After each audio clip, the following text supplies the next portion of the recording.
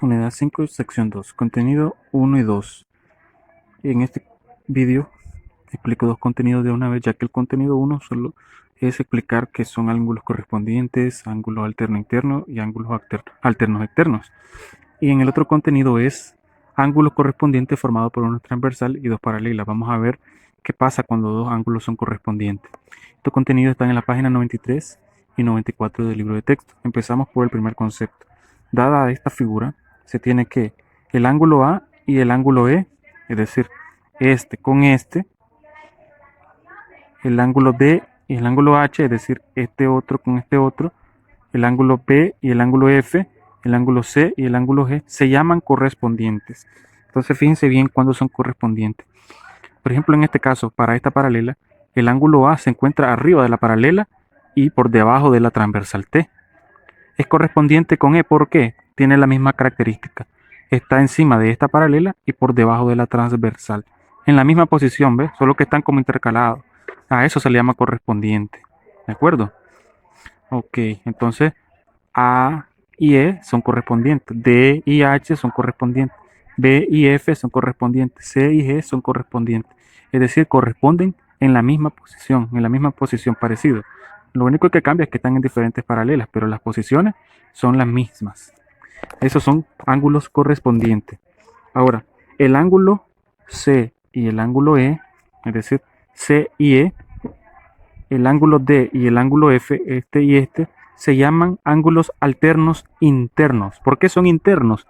Porque están dentro de las dos paralelas. Fíjense bien, la parte que está comprendida por las dos paralelas, están dentro, no salen.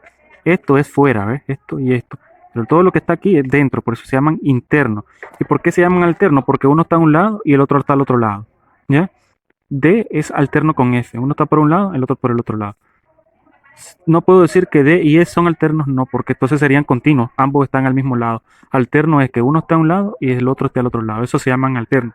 Entonces, este con este es alterno y es interno porque está dentro de las dos paralelas. C y E son alternos porque está uno a un lado y el otro al otro lado, y son internos porque están dentro de las paralelas. A eso se le llama ángulos alternos internos. Ahora, el ángulo A con el ángulo G, es decir, este y este, el ángulo B y el ángulo H se llaman ángulos alternos externos. Fíjense bien, están alternos, uno por un lado y el otro por otro lado. Este por un lado y este por otro lado. Y se llaman externos porque están fuera de las paralelas. A eso se le llama ángulos alternos externos. Entonces, cuando tenemos, ahora que ya sabemos cómo se llaman, cuando los ángulos correspondientes formados por una transversal, en este caso esta, y dos rectas paralelas, esta, que tienen la misma medida, entonces los ángulos correspondientes van a tener la misma medida. ¿Qué significa aquí? Que el ángulo A va a tener la misma medida con el ángulo E, el ángulo D va a tener la misma medida con el ángulo H, el ángulo B con el ángulo F y el ángulo C con el ángulo G. Con su correspondiente ángulo es que tienen la misma medida. Esto lo vamos a aplicar aquí en este ejercicio. Si tenemos que la recta L es paralela con M, este símbolo de dos rayitas significa paralela, L es paralela con M, es decir, nunca se van a chocar, siempre van a seguir en línea recta, nunca va a pasar esto, ¿ves? Que se choquen, ¿no? A eso se le llama paralela. Entonces, también sé que A mide 120 grados. Voy a determinar el valor del ángulo B y el valor del ángulo C.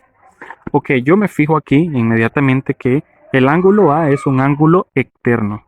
El ángulo B y el ángulo C son internos. Ok. No puedo aplicar alterno externo ni alternos internos porque solo tengo este ángulo, la medida de este ángulo, y no tengo otro externo aquí. Y aquí tengo internos, pero no tengo las medidas de los de aquí. Pero sí puedo notar que el ángulo A con el ángulo B son correspondientes. Fíjense bien, están en la misma posición. Entonces, si A mide 120, B también mide 120 por ser correspondiente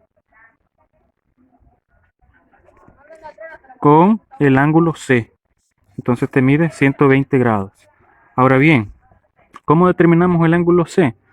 Bueno, hay dos maneras.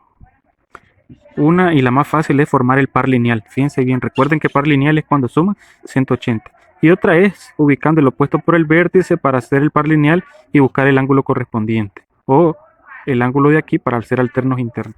Entonces, como aquí es par lineal, ¿verdad? Suman 180, entonces C va a ser igual a restar los 180 que mide desde aquí hasta aquí, menos los 120 que mide B. 180 menos 120, eso me va a dar a 60 grados. Y listo, tengo resuelto el ejercicio. Ustedes resuelven la ejercitación de la página 93 y 94.